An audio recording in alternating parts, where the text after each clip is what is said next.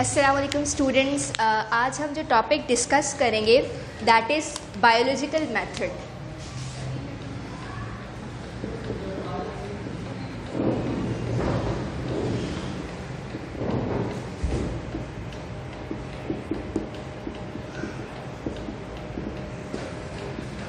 आज हम biological method discuss करेंगे। अब ये बायोलॉजिकल मेथड है क्या? हमारे पास जब हम साइंस को पढ़ रहे होते हैं तो हमारे पास बहुत सारी प्रॉब्लम्स आती हैं। प्रॉब्लम्स एज इन हम बहुत सारी चीज़ें डिस्कवर करना चाह रहे होते हैं, हम बहुत सारी चीज़ों के इलाज निकालना चाह रहे होते हैं, हम बहुत सारी चीज़ों पे रिसर्च करना चाह रहे होते हैं, हम बहुत सारी चीज़ों को जानना चाह रहे होते हैं। ठीक है, तो जब हमारे पास सपोज़ मलेरिया आया था, एक बीमारी जो मलेरिया वो आई थी, ठीक है, तो हमें पता नहीं था कि इसका कॉज क्या है, ये कैसे ट्रांसफ़र होती है, ये कैसे ठीक होती है। तो जब हम कोई भी चीज़ जानना चाह रहे, सपोज़ कि ये बीमारी कॉज कैसे हो रही है, सपोज़ ये बीमारी ट्रांसफ़र कैसे हो रही है, सपोज़ ये बीमारी ठीक कैसे हो सकती है, तो हम बहुत सारी रिसर्चेस परफॉर्म कर रहे होते हैं। ठीक है, तो उन रिसर्चेस को परफॉर्म करने का, उन प्रॉब्लम को सॉल्व करने का एक प्रॉपर मेथड होता है। वो मेथड कहलाता है बायोलॉजिकल मेथड कहलाता है। ठीक है, अच्छा, अब बायोलॉजिकल मेथड के हमारे पास कुछ स्टेप्स होते हैं। हम स्टेप बाय स्टेप उन स्टेप्स को डिस्कस करेंगे। ठीक है, और फिर हम ये देखेंगे कि बेसिकली बायोलॉजिकल मेथड को परफॉर्म कैसे किया जाता है। बेसिकली जो हमें बायोलॉजी में कोई प्रॉब्लम आती है, कोई हम चीज़ डिस्कवर करना चाह रहे होते हैं, कोई रिसर्च करना चाह रहे होते हैं, तो हम वो किस तरीके से, किस स्टेप्स के थ्रू गुजर के हम वो परफॉर्म करते हैं। ठीक है, तो सबसे पहले हम स्टार्ट करते हैं ऑब्जर्वेशन से। ऑब्जर्वेशन से स्टार्ट करते हैं। सबसे पहला स्टेप क्या होता है? ऑब्जर्वेशन।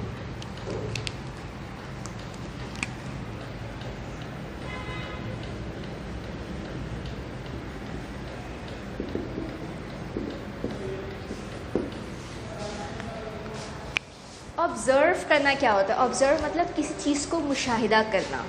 ठीक है, आप कोई भी चीज़ ऑब्ज़र्व अपने 5 सेंसेस के थ्रू कर रहे होते हैं। ठीक है, आप कोई भी चीज़ अपने 5 सेंसेस के थ्रू ऑब्ज़र्व कर सकते हैं। जैसे आप कोई चीज़ देख के ऑब्ज़र्व कर सकते हैं, आप कोई चीज़ सुन के ऑब्ज़र्व कर सकते हैं। ठीक है, आप कोई चीज़ टेस्ट करके ऑब्ज़र्व कर सकते हैं, आप कोई चीज़ टच करके ऑब्ज़र्व कर सकते हैं। ठीक है, यानी कि आप कोई भी इंफॉर्मेशन है, ठीक है, जिसको आप देख रहे हैं, जिस पे आप गौर व फिक्र कर रहे हैं, जिसको आप मुशाहिदा कर रहे हैं, आप उनको अपने 5 सेंसेस को यूज़ करते हुए, अपने 5 सेंसेस को यूज़ करते हुए उस बारे में एक ऑब्जर्वेशन बनाएंगे। उस बारे को बेसिकली उस चीज़ को आप जो है वो जानने की कोशिश करेंगे, उस चीज़ के बारे में थोड़ा सोचने की कोशिश करेंगे, उस चीज़ के बारे में अपनी कोई राय कायम करेंगे। ठीक है, आप अपनी हेयरिंग की सेंस यूज़ कर सकते हैं, आप अपनी साइट देखने की सेंस यूज़ कर सकते हैं, आप अपनी टेस्ट की सेंस यूज़ कर सकते हैं। ठीक है, आप अपनी स्मेल की सेंस यूज़ कर सकते हैं, आप अपनी टच की सेंस यूज़ कर सकते हैं। तो आप ये 5 सेंसेस यूज़ करते हुए आप किसी भी चीज़ को ऑब्ज़र्व करते हैं। ठीक है, आप किसी भी चीज़ को क्या करते हैं? ऑब्ज़र्व करते हैं। अच्छा, ऑब्जर्वेशन हमारे पास 2 तरीके की हो सकती है। एक क्वालिटेटिव हो सकती है, ठीक है, और दूसरी क्वांटिटेटिव हो सकती है। अब क्वालिटी से मुराद यानी कि आप किसी चीज़ की क्वालिटी को ऑब्जर्व कर रहे हैं। जैसे कि एक फ्लावर है, ठीक है, कोई सा भी फ्लावर है, उस फ्लावर का कलर पिंक है, ये उसकी क्वालिटी है। ठीक है, उस फ्लावर का जो वेट होगा या उस फ्लावर के अंदर जो पत्तियां होंगी वो क्या होंगी? क्वांटिटेटिव होंगी। जो किसी भी चीज़ की क्वांटिटी है वो पूरी दुनिया में क्या रहती है? सेम रहती है। पूरी दुनिया में क्या रहती है? सेम रहती है। ठीक है, अगर किसी चीज़ का वज़न पाकिस्तान में 20 किलो है तो पूरी दुनिया में वो 20 किलो ही होगा। ठीक है, लेकिन क्वालिटी, जैसे लाइट की स्पीड जो है वो कांस्टेंट है। ठीक है, पाकिस्तान में भी लाइट की वही स्पीड होगी, किसी दुनिया की किसी और जगह में भी लाइट की वही स्पीड होगी। जो क्वांटिटेटिव चीज़ें यानी कि जिनको हम मेजर कर सकते हैं, जिनको हम क्या कर सकते हैं? मेजर कर सकते हैं, तो ये क्वांटिटेटिव चीज़ हमारे पास, क्वांटिटेटिव ऑब्जर्वेशन हमारे पास ज़्यादा एक्यूरेट होती है। क्या होती है? ज़्यादा एक्यूरेट होती है, क्योंकि इन्हें हम क्या कर सकते हैं? मेजर कर सकते हैं, और पूरी दुनिया में ये मेजरमेंट क्या रहती है? सेम रहती है। क्वालिटेटिव मीन्स आप उस चीज़ की किसी खुसूसियत को बयान कर रहे हैं, आप उसका कलर बयान कर रहे हैं, आप उसके अंदर जो है वो, और मतलब मेजरमेंट के अलावा उसकी साइज़, उसकी वेट, उसकी लेंथ वगैरह के अलावा आप उसके जो कैरेक्टरिस्टिक्स बयान करें वो किस में आ जाती है? क्वालिटेटिव ऑब्जर्वेशन में आ जाती है। अच्छा, अब किसी भी चीज़ को ऑब्ज़र्व करने के बाद आप अपनी एक राय देते हैं, आप एक स्टेटमेंट देते हैं, आप एक टेम्पोरेरी सी स्टेटमेंट देते हैं, ठीक है? वो टेम्पोरेरी सी स्टेटमेंट हमारे पास कहलाती है हाइपोथेसिस। क्या कहलाती है? हाइपोथेसिस कहलाती है, ठीक है? आपने किसी भी चीज़ को ऑब्जर्व किया, ठीक है? आपने किसी भी चीज़ को ऑब्जर्व किया। जैसे हमारे पास जब मलेरिया आया था, जब मलेरिया एक न्यू बीमारी डिस्कवर हो रही थी, तो लोग समझते थे कि मलेरिया जो है ये मार्शी एरियाज यानी कि दलदली एरियाज से आ रही है, ठीक है? लोगों ने ऑब्जर्व किया कि दो दलदली इलाकों के लोग हैं, जो मार्शी एरियाज़ के लोग हैं, उनमें मलेरिया ज़्यादा कॉमन आ रहा है। तो जब मार्शी एरियाज़ पे का पानी जो है वो फर्दर उसको देखा गया तो उसमें कोई मलेरिया का जरासीम नहीं था, ठीक है? यानी कि आप चीज़ों को ऑब्जर्व करने के बाद उन पे कोई अपनी एक राय देते हैं, ठीक है?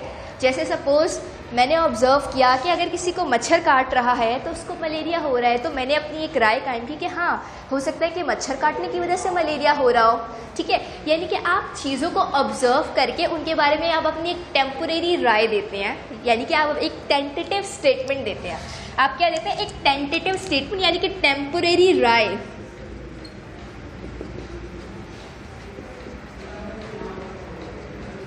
ठीक है? Tentative means temporary, tentative means temporary. आप चीज़ों को ऑब्जर्व करने के बाद एक अपनी टेम्पोरेरी राय देते हैं। वो टेम्पोरेरी राय या फिर वो टेंटेटिव स्टेटमेंट कहलाती है हाइपोथेसिस। क्या कहलाती है? हाइपोथेसिस कहलाती है। अच्छा, अब आपने अपनी एक राय दे दी, अब उस हाइपोथेसिस पे या उस स्टेटमेंट पे रीजनिंग होती है, सोच विचार की जाती है, ठीक है? और ये रीजनिंग दो तरह की हो सकती है। ये रीजनिंग जो है दो तरह की हो सकती है। एक होती है डिडक्टिव रीजनिंग,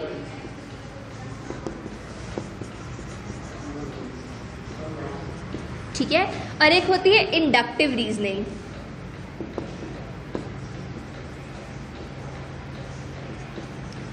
डिडक्टिव रीजनिंग में हम क्या करते हैं? डिडक्टिव रीजनिंग में हम जो स्टेटमेंट देते हैं वो बेसिकली जनरल टू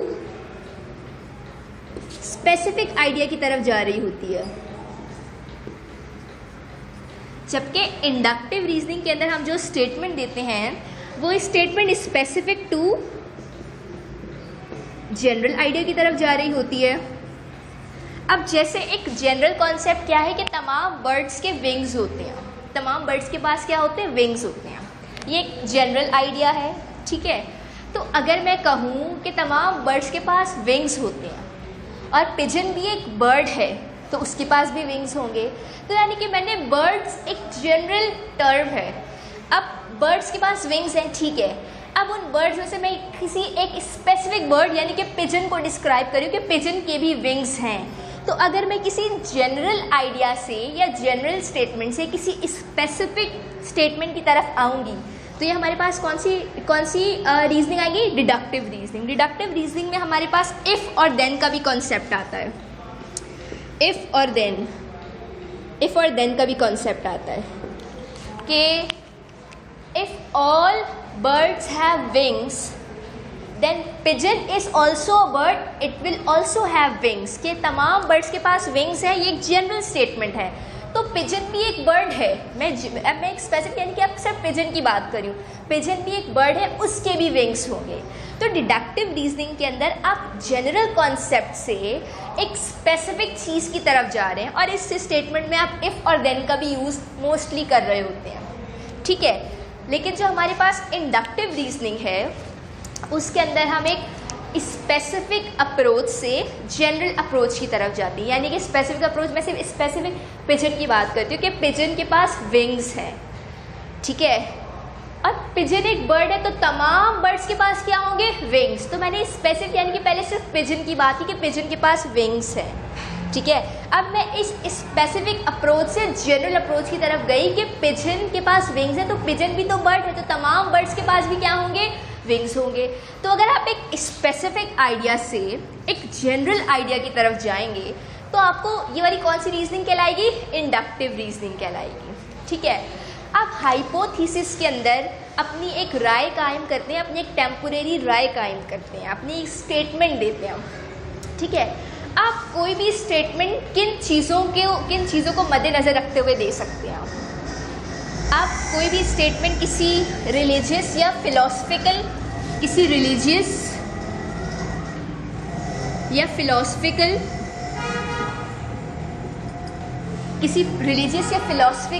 बिलीफ की बेस पे आप कोई स्टेटमेंट दे सकते हैं, ठीक है। आप किसी इमेजिनेशन की बेस पे जैसे स्टेटमेंट दे सकते हैं। जैसे जब एप्पल गिरा था ज़मीन पे तो न्यूटन ने इमेजिनेशन क्रिएट की थी ना कि ज़मीन से कोई ताकत है जो इस एप्पल को खींच के नीचे गिरा रही है, ठीक है। तो उसने एक स्टेटमेंट दी थी, यानी कि उसने इमेजिन किया था ये चीज़ कि कोई पावर है ज़मीन के अंदर जो इस एप्पल को नीचे गिरने पे मजबूर कर रही है। तो आप किसी इमेजिनेशन को यूज़ करके कोई हाइपोथेसिस दे सकते हैं, ठीक है। आप किसी रिलीजियस या फिर फिलॉसफिकल बिलीफ की बेस पे कोई स्टेटमेंट दे सकते हैं। जैसे हमारा रिलीजियस बिलीव है कि इंसान जो है उनको अल्लाह ताला ने पैदा किया है, इंसान किसी बंदर से जो है वो इवॉल्व नहीं हुए, उनको बाकायदा अल्लाह ताला ने पैदा किया, ये हमारा रिलीजियस बिलीफ है। आप इसकी बिलीफ पे कोई जो है वो अपनी स्टेटमेंट दे सकते हैं, आप इमेजिनेशन की बिलीफ पे दे सकते हैं, ठीक है। उसके अलावा आप जो है वो और किस बिलीफ पे दे सकते हैं आप, उसके अलावा हमारे पास जो है क्या कहते हैं, हाँ, किसी चीज़ को आप एक्सपेरिमेंट करते हुए आपके पास कोई और चीज़ इवॉल्व हो गई है, ठीक है। यानी कि आप एक्सपेरिमेंट कर रहे हैं किसी ऑर्गेनिज्म पे और उसके नतीजे में एक वायरस इवॉल्व हो गया है, यानी कि एक काम करते हुए आपके पास कोई नई चीज़ इवॉल्व हो जाए, तो आप इसकी बेस से भी हाइपोथेसिस दे सकते हैं। यानी कि हमारे पास बहुत सारे पॉइंट्स होते हैं जिनको मद्देनज़र रखते हुए आप हाइपोथेसिस दे सकते हैं। अच्छा, अब इस हाइपोथेसिस को फिर टेस्ट किया जाता है। इस हाइपोथेसिस में बहुत सारे एक्सपेरिमेंट्स परफॉर्म किए जाते हैं।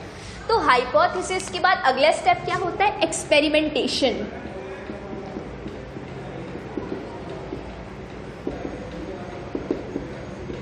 क्या आप हाइपोथेसिस जो आपने अपनी हाइपोथेसिस दिया आप उससे बहुत सारे एक्सपेरिमेंट्स परफॉर्म करते हैं। जैसे हमारे पास सपोज एक मलेरिया है, मलेरिया मच्छर काटने से आया है, ठीक है।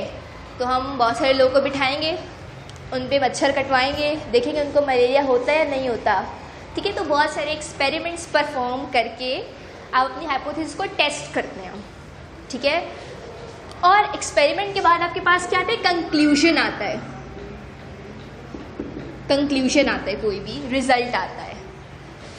अगर वो रिजल्ट पॉजिटिव आया है तो उसका मतलब आपकी हाइपोथेसिस क्या थी, करेक्ट थी, ठीक है। आपने एक्सपेरिमेंट्स परफॉर्म किए बहुत सारे उस हाइपोथेसिस को चेक करने के लिए, एक्सपेरिमेंट्स परफॉर्म करते गए, ठीक है। फिर आपने उन एक्सपेरिमेंट्स का एक रिजल्ट आया, एक कंक्लूजन आया। अगर वो कंक्लूजन सही आया, यानी कि वो कंक्लूजन वो आया जो हाइपोथेसिस क्या है, सपोज वो जैसे हाइपोथेसिस कहा था कि मलेरिया मच्छर के काटने से होता है, ठीक है। और जब हम लोगों को मच्छर काटा और उनको मलेरिया हुआ तो मीन्स कि उनकी हाइपोथेसिस क्या साबित हुई, सही साबित हुई। यानी कि अगर रिजल्ट पॉजिटिव आए तो मतलब हाइपोथेसिस क्या साबित हुई है, सही साबित हुई है, ठीक है। अब वो मच्छर जो है वो कोई आम मच्छर नहीं होगा, वो एक ख़ास तरह का मच्छर है, फीमेल एनोफिलस मच्छर। उसके काटने की वजह से जो है वो मलेरिया हो रहा है, ठीक है। ये वाली सपोज हमने टेंटेटिव स्टेटमेंट दी थी। अब हमने फीमेल एनोफिलस मच्छर को पकड़ा, ठीक है, और बहुत सारे लोगों को जो है वो मच्छर ने काटा और बहुत सारे लोगों को मलेरिया हो गया। यानी कि जो हमारी हाइपोथेसिस थी वो क्या साबित हुई, एक्सपेरिमेंट के बाद क्या साबित हुई, सही साबित हुई। क्या साबित हुई, सही साबित हुई। तो जब हमारी हाइपोथेसिस सही साबित हो जाती है उसके बाद क्या आती है, थ्योरी आती है। क्या आती है, थ्योरी आती है। ठीक है, अब एक अच्छी थ्योरी जो है वो कैसी होनी चाहिए, वो प्रिडिक्टिव होनी चाहिए। कैसी होनी चाहिए, प्रिडिक्टिव। यानी कि एक अच्छी थ्योरी कैसी होती है, उस थ्योरी से और बहुत सारी हाइपोथेसिस निकल सकती हैं। जैसे सपोज कि फीमेल एनोफिलस के काटने से जो है वो मलेरिया हुआ, ये हमारे पास हाइपोथेसिस सही साबित हुई थी, हमने ये थ्योरी दे दी है। अब हमारी ये थ्योरी हमें और सोचने में मजबूर करेगी अगर कि फीमेल एनोफिलस के अंदर कुछ तो ऐसा होगा कि जो मलेरिया कॉज कर रहा है। ठीक है, प्लाज्मोडियम होगा जो मलेरिया कॉज कर रहा है। फीमेल एनोफिलस मच्छर कौन से एरियाज के अंदर ज़्यादा कॉमन है, कौन सी पॉपुलेशन के अंदर ये ज़्यादा कॉमन है, कौन सी पॉपुलेशन मलेरिया से ज़्यादा इफ़ेक्ट हो रही है। तो हमारी थ्योरी हमें और क्वेश्चंस उठाने पे मजबूर कर रही है, हमारी थ्योरी हमें और हाइपोथेसिस देने पे मजबूर कर रही है। तो ऐसी थ्योरी प्रिडिक्टिव होती है और ये अच्छी थ्योरी होती है। एक अच्छी थ्योरी की क्या खास बात होती है कि वो प्रिडिक्टिव हो, यानी कि उनके अंदर से और हाइपोथेसिस क्रिएट हो, उनके अंदर से और क्वेश्चंस क्रिएट हो सके। ठीक है, उनके अंदर से हमारे पास और सोचने की जो है वो हमारे पास क्वेश्चंस अराइज होने की उस थ्योरी के अंदर सलाहियत होनी चाहिए। और फिर थ्योरी को बहुत सारे लोग चाहते हैं कि वो गलत साबित हो। अच्छा, एक और बात मैं आपको बताना चाहूँगी, थ्योरी जो है वो मैनी पे अप्लाई होगी लेकिन ऑल पे अप्लाई नहीं होगी। थ्योरी आपके पास दुनिया में मेजॉरिटी ऑफ द पॉपुलेशन पे अप्लाई होगी लेकिन ऑल पॉपुलेशन पे अप्लाई नहीं होगी। थ्योरी आपके पास मेजॉरिटी ऑफ द पॉपुलेशन पे अप्लाई होगी, मेजॉरिटी पे अप्लाई होगी लेकिन ऑल पे अप्लाई नहीं होगी। ठीक है, ऑल पे अप्लाई नहीं होगी। बहुत सारे साइंटिस्ट कोशिश करते हैं कि इस थ्योरी के अंदर नुकसान निकालें, इस थ्योरी के अंदर मिस्टेक्स निकालें, इस थ्योरी के अंदर जो है वो और गलतियां निकालने की कोशिश करें, इस थ्योरी को गलत साबित करने की कोशिश करें। अगर उस थ्योरी के अंदर कोई मिस्टेक नहीं आती, वो थ्योरी परफेक्ट होती है, उस थ्योरी के अंदर कहीं पे भी थोड़ी सी भी गलती की गुंजाइश नहीं होती, वो थ्योरी बिल्कुल परफेक्ट होती है, तो वो थ्योरी बन जाती है लॉ। वो फिर क्या बन जाती है, लॉ। और लॉ बेसिकली क्या होता है, लॉ यूनिवर्सल होता है। लॉ क्या होता है, बेसिकली लॉ यूनिवर्सल होता है, यानी कि लॉ ऑल पे अप्लाई होता है। जैसे हमने थ्योरी देखी थी ना, थ्योरी मेजॉरिटी पे अप्लाई होती है, यानी कि ज़्यादातर पॉपुलेशन पे अप्लाई होगी लेकिन ऑल पे अप्लाई नहीं होगी। लेकिन जब कोई लॉ होता है, ठीक है, वो ऑल पे अप्लाई होता है, सब पे अप्लाई होता है। लॉ क्या होता है, यूनिवर्सल। जब थ्योरी के अंदर, जब थ्योरी 100% परफेक्ट हो, जब थ्योरी के अंदर कोई मिस्टेक साबित ना कर सके, जब थ्योरी के अंदर कोई गलती साबित ना कर सके, जब थ्योरी के अंदर गलती की ज़रा से भी गुंजाइश ना हो, तो वो एक क्या बन जाती है, लॉ बन जाती है। और लॉ क्या होता है, लॉ यूनिवर्सल होता है, पूरी दुनिया में माना जाता है, ऑल पॉपुलेशन पे अप्लाई होता है। ठीक है, जैसे हमारे पास सेल थ्योरी थी, ठीक है, सेल थ्योरी हर मेजॉरिटी पे अप्लाई थी, मेजॉरिटी ऑफ द ऑर्गेनिजम्स पे अप्लाई थी, लेकिन वायरसेस पे अप्लाई नहीं थी। क्लियर है, सेल थ्योरी वायरसेस पे अप्लाई नहीं थी, इसलिए वो लॉ नहीं बनी। ठीक है, मतलब थ्योरी क्या होती है, जो मेजॉरिटी पे अप्लाई हो। सेल थ्योरी भी एक थ्योरी थी, मेजॉरिटी ऑफ द सेल्स पे अप्लाई थी, सिवाय कौन से सेल्स के, वायरस के सेल्स के। लेकिन जो लॉ होगा, जैसे मेंडल लॉ ऑफ इनहेरिटेंस आप लोगों ने सुना ही होगा, मेंडल्स लॉ ऑफ इनहेरिटेंस जो है ये एक लॉ है, यानी कि सब पे अप्लाई होता है, ये यूनिवर्सल है, इसमें कोई गलती नहीं है। क्लियर है, तो ये बेसिकली हमारे पास कुछ बेसिक स्टेप्स होते हैं कि आप पहले चीज़ों को ऑब्जर्व करते हैं अपने 5 सेंसेस को यूज़ करके। ठीक है, आप हियरिंग का सेंस यूज़ करके, साइट का सेंस यूज़ करके, टच का सेंस यूज़ करके, स्मेल का सेंस यूज़ करके, टेस्ट का सेंस यूज़ करके आप किसी चीज़ के बारे में कोई मुशाहिदा देते हैं, आप किसी चीज़ को ऑब्जर्व कर रहे होते हैं। वो ऑब्जर्वेशन क्वालिटेटिव यानी कि आप उसकी खसूसियात को ऑब्जर्व कर रहे होते हैं, या फिर क्वांटिटेटिव यानी कि आप उसकी मेजरमेंट वाली चीज़ों को ऑब्जर्व करें, जैसे कि आप उसका साइज़ ऑब्जर्व कर रहे हैं, आप उसका वेट ऑब्जर्व कर रहे हैं, आप उसकी लेंथ ऑब्जर्व कर रहे हैं। ठीक है। अच्छा, ऑब्जर्व करने के बाद आप उस चीज़ के बारे में एक टेम्परेरी स्टेटमेंट देते हैं, ठीक है। वो टेम्परेरी स्टेटमेंट या वो टेंटेटिव स्टेटमेंट कहलाती है, हाइपोथेसिस कहलाती है। आप हाइपोथेसिस किसी रिलीजियस या फिलोसफिकल बिलीफ की बेस पे दे रहे होते हैं, आप किसी इमेजिनेशन की बेस पे कोई हाइपोथेसिस दे रहे होते हैं। हमारे पास और भी बहुत सारी चीज़ें होती हैं जिनकी बेस पे आप हाइपोथेसिस दे रहे होते हैं। उन हाइपोथेसिस के बारे में आप सोचते हैं, रीजनिंग करते हैं, ठीक है। वो रीजनिंग दो तरह की होती है, एक होती है डिडक्टिव रीजनिंग, ठीक है, जिसमें आप इफ़ और देन का यूज़ करते हैं और वो रीजनिंग जनरल से स्पेसिफिक आइडिया की तरफ जा रही होती है। और एक होती है इंडक्टिव रीजनिंग, वो स्पेसिफिक से जनरल आइडिया की तरफ जा रही होती है। आपकी हाइपोथेसिस को बहुत बार टेस्ट किया जाता है, उसमें एक्सपेरिमेंट्स परफॉर्म किए जाते हैं। अगर तो उसका एक्सपेरिमेंट सही साबित होता है, अगर आपकी हाइपोथेसिस ने जो बात बोली है, ठीक है, और एक्सपेरिमेंट का जो रिजल्ट आ रहा है वो सेम होते हैं, ठीक है, तो मतलब आपकी हाइपोथेसिस क्या साबित हुई? सही साबित हुई। जब आपकी हाइपोथेसिस सही साबित होती है, उसके बाद आप उस पर क्या देते हो? थ्योरी देते हो, ठीक है। थ्योरी जो होती है वो अच्छी थ्योरी कैसी होती है? प्रिडिक्टिव होती है, यानी कि उस थ्योरी से मज़ीद और चीज़ें डिराइव हो सकती हैं, मज़ीद और हाइपोथेसिस निकल सकती हैं, ठीक है। और थ्योरी जो होती है हमारे पास मेजॉरिटी पे एप्लीकेबल होती है, ऑल पे एप्लीकेबल नहीं होती है। साइंटिस्ट चाहते हैं कि थ्योरी के अंदर नुकसान निकालें, थ्योरी के अंदर मिस्टेक्स निकालें, थ्योरी के अंदर कहीं ना कहीं कोई ऐसा पॉइंट निकालें जो गलत हो।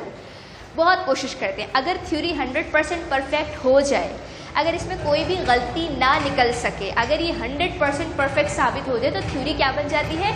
लॉ बन जाती है। और लॉ क्या होता है? लॉ यूनिवर्सल होता है, सब पे अप्लाई होता है, इसमें कोई मिस्टेक नहीं होती है। So this was all about biological method. अब आप लोगों ने करना क्या है, आप लोगों ने बायोलॉजिकल मेथड को अपनी फर्स्ट ईयर की बुक से और 9th क्लास की बुक से कंबाइन करके लिखना है, और लिख के आपने मुझे चेक कराना है। आप लोगों ने हमने जो डिस्कस की थी चीज़ें, हमने सबसे पहले हमने किंगडम्स डिस्कस किए थे, आपने वो मुझे लिख के चेक कराना है, ठीक है। आपने बायोलॉजी की ब्रांचेस लिखनी है, ठीक है। उसके बाद बायोलॉजी की ब्रांचेस बेसिकली आपने सब याद करनी, उनमें से आपसे कोई सी भी पेपर में पूछ सकते हैं, कोई सी भी 3, मतलब अपनी मर्जी से वो 3 आपसे पूछ सकते हैं पेपर में, ठीक है। उसके बाद लेवल ऑफ बायोलॉजिकल ऑर्गेनाइजेशन, ये लॉन्ग क्वेश्चन है, आप लोग ये ज़रूर मुझे लिख के चेक करवाएं। उसके बाद ये बायोलॉजिकल मेथड भी हमारे पास लॉन्ग क्वेश्चन आता है, ठीक है।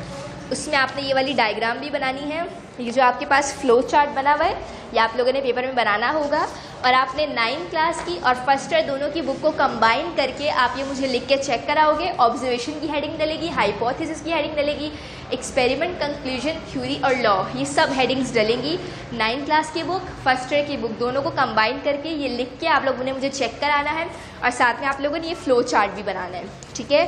तो अभी यह हमारा एक लेक्चर था, उसके बाद अभी हम इंशाल्लाह अपना नेक्स्ट लेक्चर भी डिलीवर करेंगे। अल्लाह हाफिज़।